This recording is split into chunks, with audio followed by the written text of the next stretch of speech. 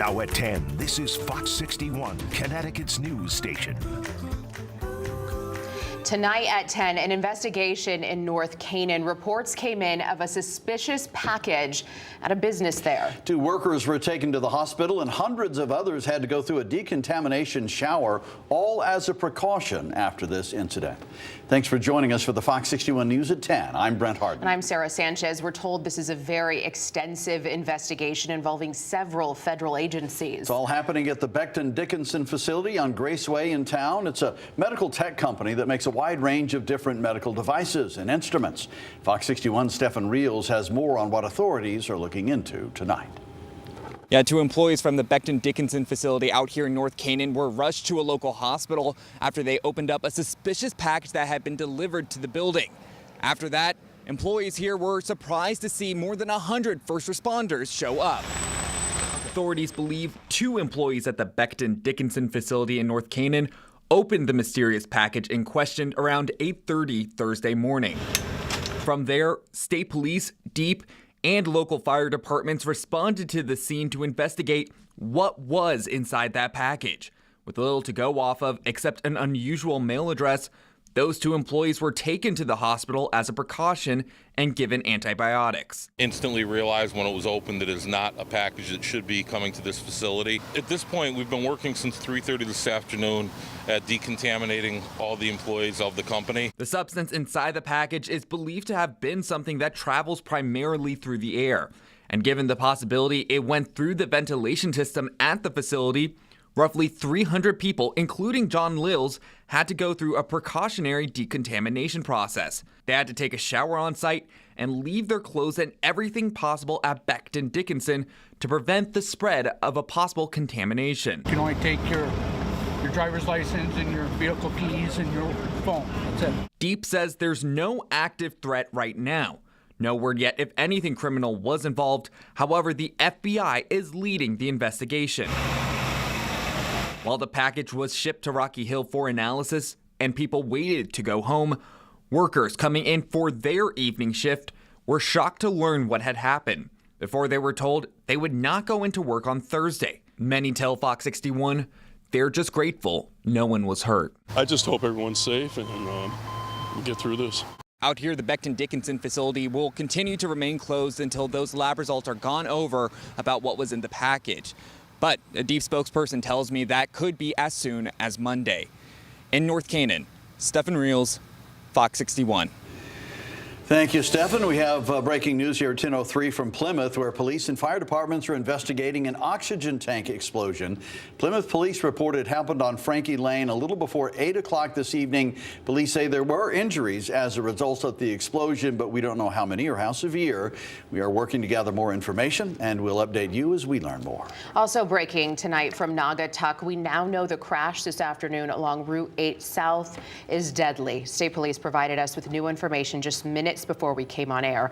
Troopers say Jimmy Bedard had gotten in a crash when he got out of his vehicle and was then hit by an oncoming car. He was pronounced dead at the scene. The driver of the car wasn't hurt. The passenger in the vehicle was taken to the hospital with minor injuries. State police are looking for anyone who might have a dash cam to contact them with any video that could help their investigation. And for the latest on this breaking news and many others, scan the QR code on your screen for a link to download the free Fox 61 app. You can get breaking news alerts and weather impact alerts sent right to your mobile device.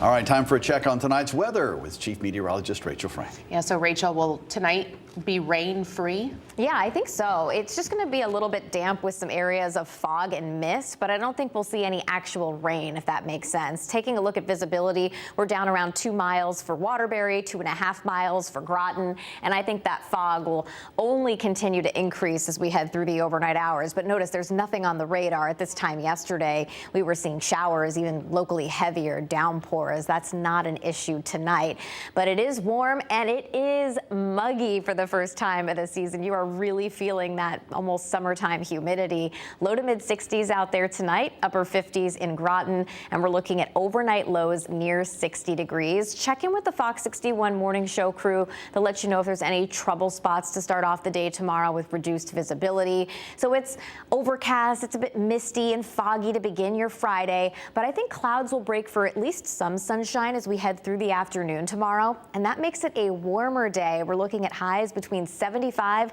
to right around 80 degrees as we head through the afternoon. Closer to 70 for the beaches, though, where it will be a bit cooler. And while there could be an isolated shower or thunderstorm, it looks like most of the state will end up staying dry. So a warm, humid finish to the work week. A better chance for showers and storms on Saturday as a cold front approaches. So we have 2 more humid days before it turns refreshing as we head towards the second half of the weekend. We have your full forecast coming up in just a bit. All right, Rach, thank you. A Fox follow-up now from Bethany. It's a controversy that has weighed heavily on people living in Bethany.